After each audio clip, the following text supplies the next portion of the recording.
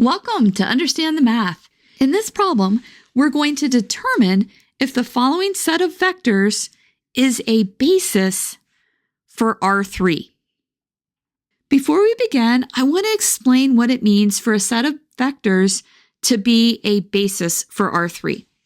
A set of vectors is going to be a basis for R3 if the vectors are linearly independent and the vectors span R3. So there's actually two things that we're going to have to check.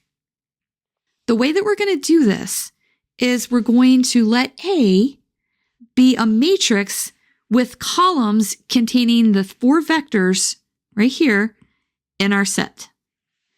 What we're going to do then is we're going to take matrix A and we're going to put it in echelon form, and we're going to look at the pivots in our rows and our columns of our matrix in echelon form. If every column has a pivot, we'll know that our set is linearly independent. And if every row has a pivot, we'll know that our set spans R3. And if both of those two are satisfied, we can know that the set of vectors is going to be a basis for R3. We're going to start by forming our matrix A, and what we're going to put in matrix A is the vectors that we were given. So our first vector is 1, minus 2, 3. And then we have a 0, 3, minus 1. And then a 3, 8, 4. And then lastly, a 0, a 2, and a minus 2. And what we have to do is put this in echelon form. So I'm going to go ahead and I'm going to circle our first pivot. And what we have to do is get a 0 below those pivots. So we're going to do some row replacement, and we're going to take row 2, and we're going to replace it with row 2 plus 2 times row 1. And then we're going to take row 3, and we're going to replace it with row 3 minus 3 times row 1. Let's see what this gives us. Our first row is going to stay the same. And then our second row is going to become a 0, a 3. We have a 3 times 2, which is 6, plus 8 gives us a 14. And then we have a 2. And then let's go ahead and let's go to our third row. We're going to multiply our first row by minus 3, add it to our third row. So we get a 0, a minus 1. We then have a 3 times minus 3 gives us a minus 9, plus 4 gives us a minus 5. And then because of a 0 there, our minus 2 stays the same. Now let's look at our next pivot. This is our next pivot. And I notice that below it, our pivot is equal to negative 1. So what I'm going to do is I'm going to take row 3, and I'm going to replace it with row 3 divided by minus 1. And then let's go ahead and let's switch rows 2 and row 3. And we'll go ahead and write this down. Our first row stays the same. Our second row is now our third row multiplied by a negative 1. So we have a 0, 1, 5, 2. And then our third row is what our second row was. 0, 3, 14, 2. Hang with me. We're almost done. We're going to circle this pivot, and then we're going to get a 0 below this pivot.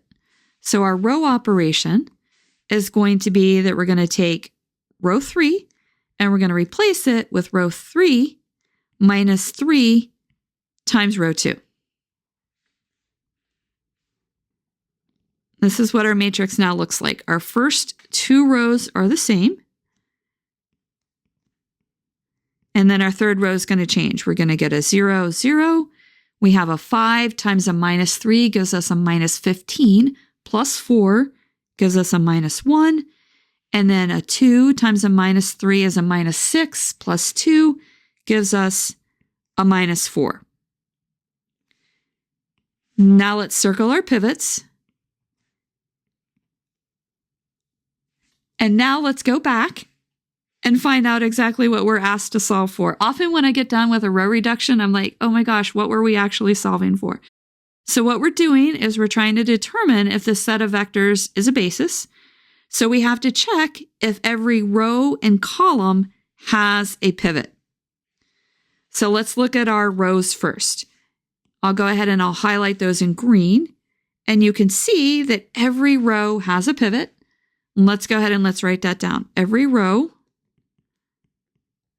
has a pivot.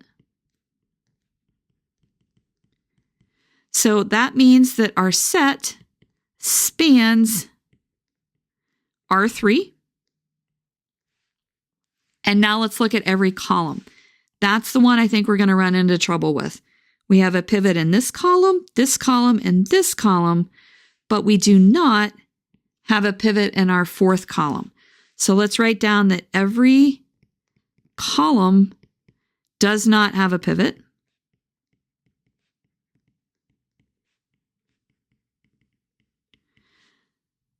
So that means that our set is not linearly independent.